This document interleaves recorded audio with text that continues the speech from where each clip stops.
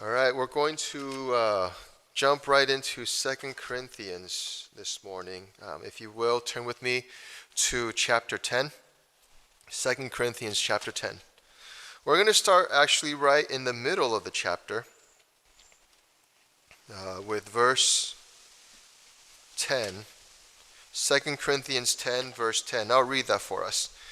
For his letters, they say, are weighty and powerful, but his bodily presence is weak, and his speech contemptible. Let me read that again. For his letters, they say, are weighty and powerful, but his bodily presence is weak, and his speech contemptible. What a cheerful and happy verse to start with, yeah? I don't know if you remember, over the last few months, as we've read the letters that Paul wrote to the Corinthians, that there's been this undercurrent of Paul dealing with negative response from members of the church in Corinth. And, well, he's alluded to it many times, but here in this verse, chapter 10, verse 10, right smack in the middle of this chapter, he lays it out clear as day. Because it was brought back to him via Titus that some people in this church were speaking ill, not his church, in the church of Corinth, were speaking ill of Paul. And it says here, his letters are weighty and powerful, but his bodily presence is weak and his speech contemptible. Just to bring it to a more contemporary language, the International Children's Bible says this: Paul's letters are powerful and sound important. I mean, when you say something sounds important, you're saying it's not, right? But when he is with us, he is weak, and his speaking is nothing. Now, we know Paul was not very physically strong, and we know that he had an illness that he had been dealing with for a long time. But goodness, that the people in Corinth, they had the gall to say this about him, right? I mean, if you compare this with what the church in Galatia said, what the Galatian members of the church said, you don't have to turn there, but Galatians chapter 4, Paul writes this: you have not injured me at all, and my physical infirmity, my trial, which was in my flesh, you did not despise or reject, but you received me as an angel of God, even as Christ Jesus. Right? Did you see what I mean? That difference there, that comparison? He says, you've not injured me at all. You did not despise me. You did not reject my physical infirmity, but you received me almost like an angel of God. Right? That's lovely. That's lovely. Nothing like Paul's letters are powerful and they sound important, but when he's with us, he's weak and his speaking is nothing. Now, of course, when Paul writes these letters, of course, they're going to sound important. Why? Think about where these words come from. Paul's not just writing what he thinks. He is writing divinely inspired words that are given to the church to help them. I mean, these are new churches in a new era, a new dispensation, and they don't know what to do. All they had was the Old Testament. They're trying to figure it out. And the Lord Jesus Christ reveals through Paul to the churches, this is how you run a church. This is how you love one another. This is how you exist as the body of Christ. And so, with words that are divinely inspired by the Holy Spirit, he can't help but sound important. Do you know what I'm saying? He cannot help but sound. And it's not just sounding like, these are words that are filled with power from on high. But Paul takes a criticism and he lays it out right here in the open. And with these unkind words in mind, we're going to go back now to the beginning of chapter 10. Okay? And again, and I've said this often enough that I don't have to remind you probably, but just to be safe, these letters were written not in chapters. It's not like Paul was saying, I'm going to write chapter 1 this week and mail it off, and next week I'll write chapter 2. He wrote these long letters. They were long letters. But for our sake, to have clarity of being able to refer to different sections, and also sometimes to break it up into pieces that kind of follow trains of thoughts, it's broken up into chapters for us. And so when we read, we want to be careful not to think this is a whole new text in chapter 10. This is actually a continuation. And so if you keep that in mind, think about this. When he was writing in the previous chapter, what he was writing was he was encouraging the church in Corinth to give. He was reminding them. He said, look, you promised that you would give these financial gifts to support the saints in Jerusalem. And so be ready. When I come, be ready and have that gift ready so I don't have to show up and then have you guys scrambling to collect the financial gift you said you were going to give to the saints in Corinth. Right? So he's reminding them about the promise of giving, and he says he's reminding them for their own sake. Right? It's not about the money, it's not about the offering, but Paul was reminding them, for your own good, be ready with this gift. It's good for you to give. So it's a section on encouragement. And he reminds them that this giving is a privilege from God. To be able to give is a privilege from God. It's a grace of God. And so he concludes that section, the end of what we see as chapter 9, he concludes with this. The saints who benefit from your giving, they glorify God because of your obedience in giving. Thanks be to God for his indescribable gift. And then there's a big shift right when we come into chapter 10. In chapter 10, right in the opening here, Paul says, now I, Paul, myself am pleading with you by the meekness and gentleness of Christ. Right? He's encouraging and he's thankful and he's saying, look, by your act of giving, you glorify our Lord. And then he shifts right away to, I am pleading with you, and I'm pleading by the meekness and gentleness of Christ. Now, you know, because we read verse 10 already, you know what he's about to address, right? What they said about him being weak and his speech, his talking being of no importance. But if I were Paul, if I were writing and there was a shift here in chapter 10, I think I would have started with, now listen here, Buster. I heard what you said about me. You didn't think it would get back to me, but Titus overheard. I don't know what happened. I don't know if they complained to Titus or if he was in the room where it happened and he happened to hear that they were saying these things, right? And brought the word back to Paul. Whatever the case is, Titus brought this message back. And Paul, bless his heart, I'm sure he was hurt. I am sure he was hurt when he heard these words, right? This was a church that he started. These were people that he brought to salvation. New believers, new Christians who are now going to turn around and criticize them like this. I'm sure he was hurt, but rather than starting off with admonishing them, rather than being upset, he begins by pleading with them. And he pleads with them not by tugging on man's heart, not by pulling on people's emotions, but he pleads with them by the meekness and gentleness of Christ. And I don't know if you understand why he's doing this. They know who Christ is, right? This is a church. They know who Jesus Christ is. They believe. They know why they believe. They know that Jesus came and gave of himself and humbled himself to the point of death, even death on a cross. They know all this. And so Paul says, by the meekness and the gentleness of Christ, they know that Jesus has all authority on heaven and on earth. And he rebuked the Pharisees, but we also know, and the church in Corinth, they also know that when Jesus came, he spoke with gentleness. He called to them softly and tenderly, come back to salvation. And so Paul aligns himself with the meekness and gentleness of Christ. And I don't know, I'll read to you from the book of Isaiah. You don't need to turn there, but Isaiah chapter 53, in the Message translation, says this was prophesied about Jesus. Isaiah 53, the Message translation says, the servant grew up before God, a scrawny seedling, a scrubby plant in the parched field. There was nothing attractive about him, nothing to cause us to take a second look. He was looked down on and passed over, a man who suffered, who knew pain firsthand. One look at him and people turned away. We looked down on him, thought he was scum. Right? I mean, the Message translation, it's not very exact, but I like to use it for emphasis sometimes. And there you see in Isaiah's prophecy what we, the world, would think of Jesus Christ. No wonder he would come to us in meekness and gentleness, right? He didn't have the appearance of someone who people would think to be king, and people despised him.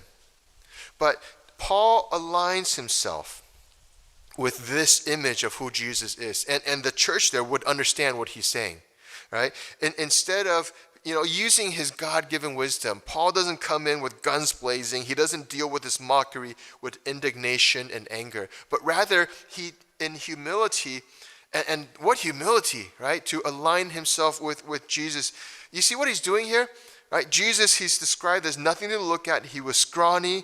We thought that he was scum. And I mean, to what better way to demonstrate that God's ways are higher than our ways? That he's going to use someone who was not stately in appearance, who people would look at and despise, and use this person to save us. And so Paul doesn't address this issue in the flesh, right? He doesn't come in, saying, you can't talk like this about me, I'm the leader. Instead, he says, like Jesus, who was gentle, who was meek, like Jesus, who was looked down on, people thought he was scum. Well, that's okay. I'm not going to take this personally when you speak ill of me, because look what Jesus had to deal with. And I don't know if you remember in the first letter to the Corinthians, this is what Paul wrote. In chapter 2 of 1 Corinthians, he says, when I came to you, I did not come with excellence of speech or of wisdom declaring to you the testimony of God, for I determined not to know anything among you except Jesus Christ and him crucified. Do you remember this? Right? Paul says, I'm coming to you with nothing, none of that excellence of speech, none of that good rhetoric, none of that excellent, sharp logic that he has. He has it all. But he says, I'm coming to you with none of that. I am determined when I come to you to know nothing except Jesus Christ and him crucified. And my speech, I was with you, he says, I was with you in weakness, in fear, in much trembling. My speech and my preaching were not with persuasive words of human wisdom, but in demonstration of the Spirit and the power, that your faith should not be in the wisdom of men, but in the power of God. Paul comes to the church in Corinth, leaving behind everything that he has that would wow them, because he wants to make sure that what they receive comes from nothing except the Spirit of God. And what better way to do that than to take away everything that was great about himself?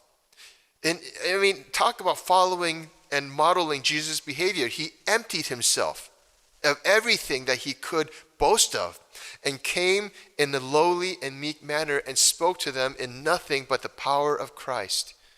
Right? He put away all his fancy rhetoric, and now because he did this, their answer in response to him coming to them with none of that fancy speech was, when he is with us, he is weak, and his speaking is nothing.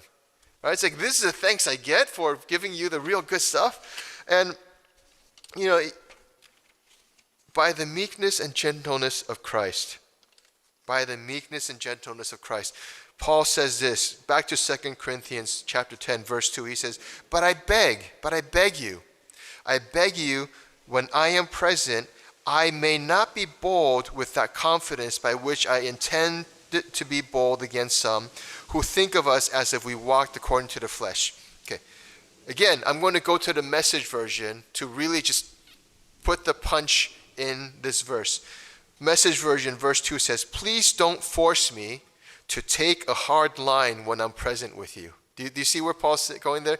Don't force me to come down hard on you guys when I show up there. Don't think that I'll hesitate a single minute to stand up to those who say I'm an unprincipled opportunist. Then they'll have to eat their words. So Paul in his letter, he's speaking with some authority here. He says, look, you want to say these things about me? I can deal with these accusations. Don't make me come down there and give you a verbal spanking, guys. Right? Because he has that eloquence. He can speak and run circles around them if he wanted to, if he so chose to, but he chooses not to.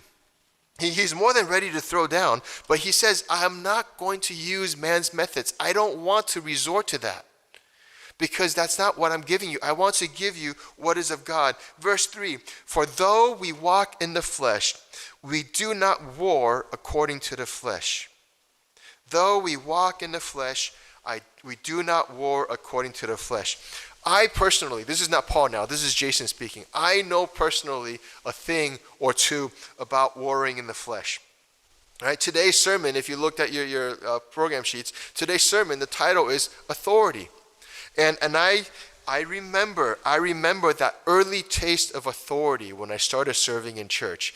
It started early when I was just volunteering. I wasn't a pastor yet. I was, a lay member of the church. I was volunteering, helping out. And there was a sense of authority that came with the arrogance of thinking that I knew better. And what do I mean by that? I remember one time I was asked to lead a specific hymn for worship, and it was a hymn that went well with what the pastor was preaching on. This was before I was familiar with too many hymns. And so I got the hymn book out, I flipped to the hymn I was asked to lead, and I looked at it, it's like, I don't know this hymn. I don't know how to sing it. And just to give you a little bit of reference, this was before the internet was that popular. It was there, we had emails, but YouTube wasn't invented yet. Some of you are like, what? Right? YouTube wasn't invented yet. So it's not like you can go on YouTube, type in the name of the hymn, and hear someone sing it and learn it. And I wasn't that good at reading sheet music. Didn't have my kids yet. Today, if I wanted, I could give it to them, they could play it, and I could listen to it and learn the song, because I can't read, but I can listen. So I didn't know the song. I didn't know how it went. And so I decided in my mind, you know what? In college, I had written and recorded a lot of songs. So I know a thing or two about songwriting. So I'm going to rewrite the melody of this hymn. Right? Chris Tomlin, eat your heart out. I was rewriting hymns even before he did it. Right? So I remember I spent a lot of time taking the song apart. I didn't know what the chords were because I can't read music again. And I reconstructed the song, made my own version. And I still remember to this day, I stood up and I was leading it and I was so proud of myself. And the congregation, I didn't know, they knew the song. They knew it well. But the song didn't match what they knew. So they were all kind of like looking at me really confused and really took the steam out of what I was trying to do. Right? But all this was because I was arrogant. I thought, you know what, because I've done music and, this was a church where a lot of the members really didn't have a music education or any experience. And so I thought I knew better. And so by that quote unquote authority, I was going to come in and teach them a thing or two about how to make a song catchy and singable in the present. Why? It was a perfectly good song. Now that I know the hymn, it's a perfectly good song and easy to sing. But in my arrogance, I thought, I'm going to come in and teach you something and do something for you. All right? I won't even mention the website that the church had. It had little things that sparkled, and it had this little this little GIF of a little lamb that flashed. And I remember looking at it and I thought, what is this? This is so unprofessional. This looks terrible. And again, in arrogance, right? My authority, what I thought was authority was founded in arrogance, thinking that I was better than people because I thought I knew better. It was all in the flesh. Like Paul says, I was warring in the flesh. I was trying to do something, but doing it in the flesh. Right? Verse 12 in this chapter, Paul writes this, for we dare not class ourselves or compare ourselves with those who commend themselves. But they, measuring themselves by themselves and comparing themselves among themselves, read those last few words with me, are not wise. Right? So what is Paul saying here? He's saying, I don't come in comparing myself with people.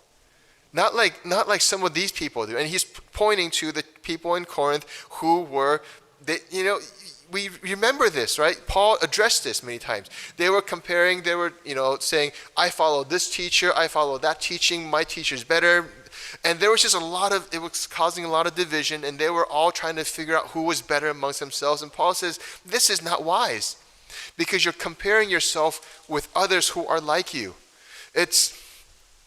Okay, this is going to be a terrible example, but it's like taking two babies and looking in their diapers and saying, this one's diaper's cleaner. They're both full of stuff. Just because one's cleaner than the other doesn't make it better. And that's what we are. We are all sinners. We are all fallen. And yet many times what we do is we sit around comparing with each other and we make ourselves better, feel better, by saying, well, at least I'm not, sorry, not picking on you, but at least I'm not like that guy, right? At least I'm not like so-and-so. And we build ourselves up by stepping on our brothers and sisters. And that's what Paul says, those who compare with each other, those who would look down on each other and build themselves and make themselves seem better that way, it's not wise. That's not what the Lord wants us to do. What he wants us to do instead is, and this is what I've learned. This is what I've learned in the years since. You know, when I look at the world that we live in, there is a battle that's yet to be won. And I'm not talking about the election, right? When I look at the world around us, there is so much in the kingdom of God that still needs to be done. And we can't possibly accomplish any of it by using man's methods. We can't do it by forcing ourselves into situations. We can't do it by comparing. We can't elevate ourselves by saying, at least I'm better than so-and-so. We need, as a church, we need to grow in our faith and continue each day to learn what it means to walk by the Spirit. Paul says, these weapons that I fight with, they're not weapons of the flesh. These are weapons from God that's mighty to take down strongholds, that's mighty to dissuade any argument against the righteousness of God.